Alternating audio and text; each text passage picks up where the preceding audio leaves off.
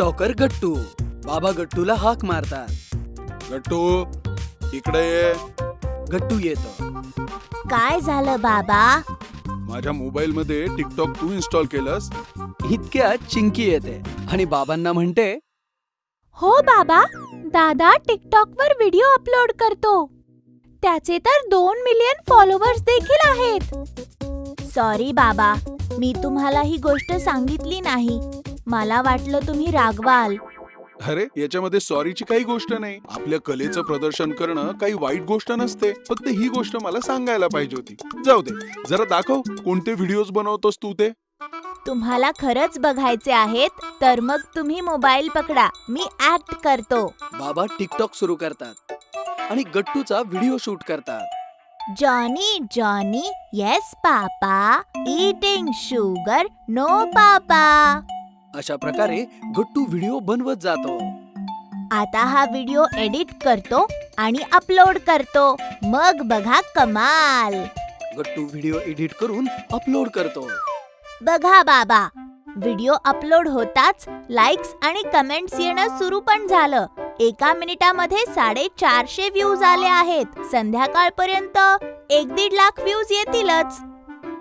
मग काय, गट्टू रोज सकाळ संध्याकाळ दिवस रात्र व्हिडिओज बनवू लागला आणि टिकटॉक वर अपलोड करू लागला. थोड्याच दिवसात गट्टूला टिकटॉकचं वेड लागलं आणि तो तहान भूक विसरला. गट्टू चल, टिफिन तयार आहे. पटापट नाश्ता कर, शाळेत जायचं आहे. आई फक्त 1 मिनिटात येतो. अरे बाबा गट्टू, माझा मोबाईल दे, ऑफिसला जायचंय मला. बाबा फक्त 1 मिनिट. असं वाटतंय तुला टिकटॉकचं वेड लागलंय. मोबाईल दे आणि नाश्ता कर जा. गट्टू बाबांना मोबाईल तर देतो, पण फार वैतागतो.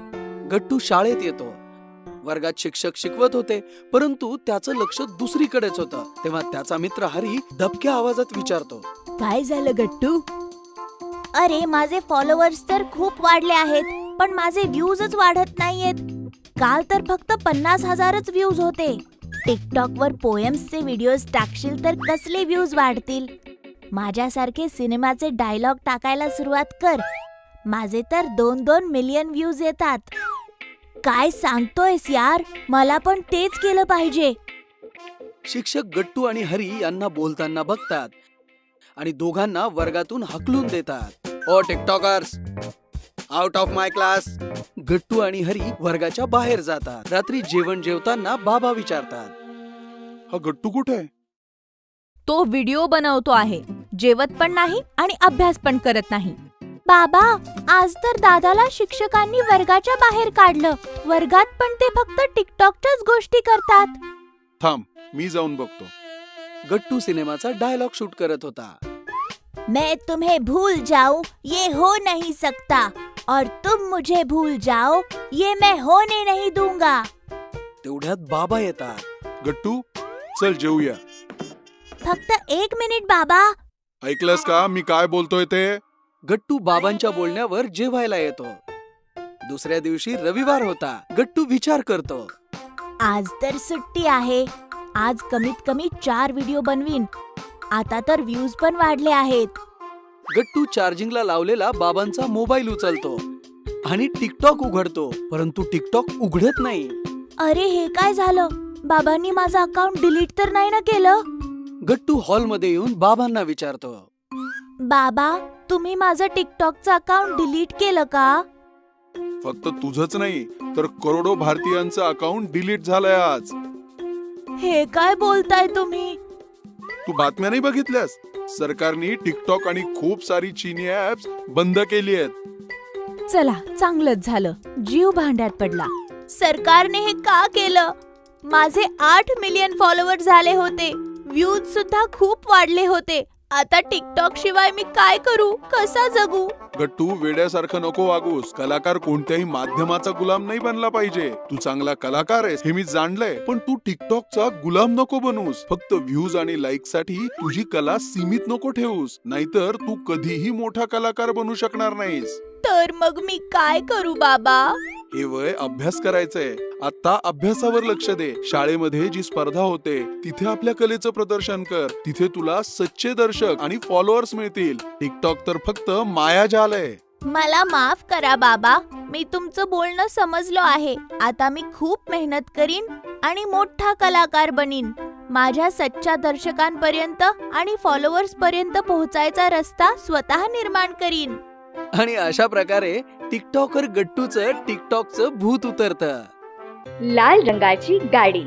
कोणे एकेकाळी एका शहरामध्ये गट्टू नावाचा 6 वर्षाचा मुलगा त्याच्या आई बाबा आणि आजोबांसोबत राहत होता. गट्टूचा एक बंटी नावाचा मित्र होता. त्याचे बाबा खूप श्रीमंत होते.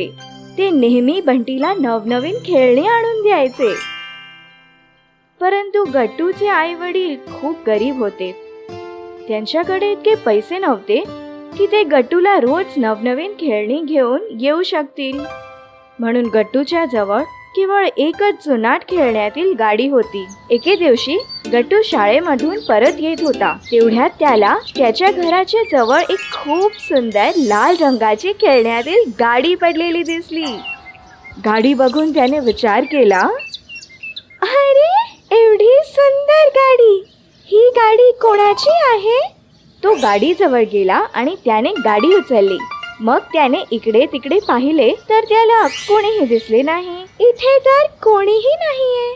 ही गाडी मीच का नको ठेवून घेऊ आणि जेव्हा कोणी ही गाडी शोधत येथे येईल तेव्हा मी त्याला त्याची गाडी परत देऊन टाकीन. असा विचार करून तो गाडीला स्वतःच्या घरी घेऊन आला. आता गट्टू रोज शाळेमधून आल्यावर त्या गाडी सोबत खेळू लागला. हळूहळू गट्टू सुद्धा हे विसरला की ही गाडी त्याची नाहीये.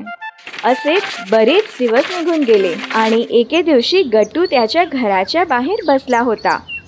तेव्हा तेथून 2 मुले चिंटू आणि पिंटू जात होते.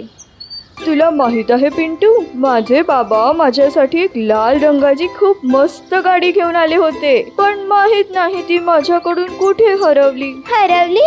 पण कशी? माहित नाही. मी तर तिला घेऊन ह्याच गल्लीमधून माझ्या काकांच्या घरी चाललो होतो. तिकडे पोचल्यावर मी माझी पिशवी चेक केली तर माझी पिशवी उघडलेली होती. मग तर नक्कीच तुझी गाडी पडली असेल. त्या दोघांचे बोलणे ऐकून गट्टूला समजले की त्याला जी लाल रंगाची गाडी त्याच्या घराच्या बाहेर मिळाली होती ती चिंटूची होती. मी तर विसरलोच की एका दिवशी मला ही गाडी परत करावीच लागेल.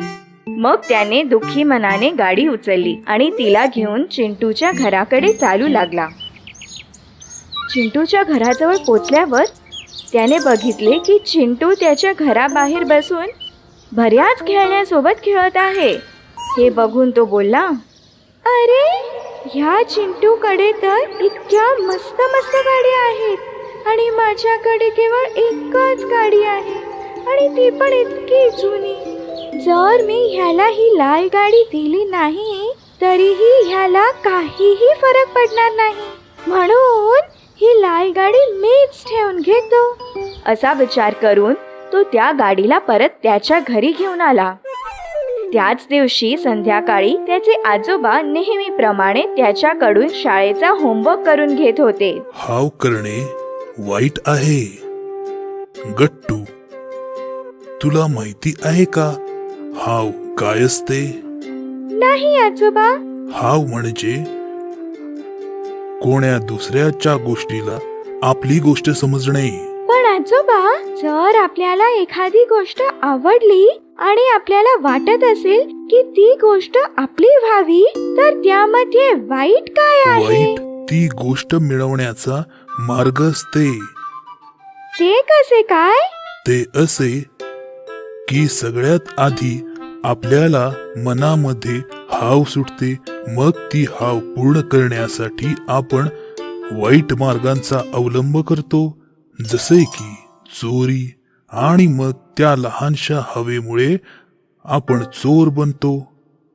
आणि कारण की सर्व वाईट गोष्टींची सुरुवात कुठे ना कुठेतरी हवेपासूनच होते, म्हणून हाव सर्व वाईट गोष्टींमध्ये सर्वात वाईट आहे. आजोबा बरोबर बोलत आहेत. हवेमुळेच मी चिंटूची गाडी माझ्याकडेच ठेवून घेतली आणि मी चोर बनलो. असा विचार करून तो लगेच गाडी घेऊन चिंटूच्या घरी गेला आणि त्याने गाडी चिंटूला परत केली. अशा प्रकारे आजोबांच्या बोलण्यामुळे चिंटूला हाव म्हणजे काय ते समजले आणि मग त्याने परत कधीही हाव ठेवून कोणतेही चुकीचे काम केले नाही.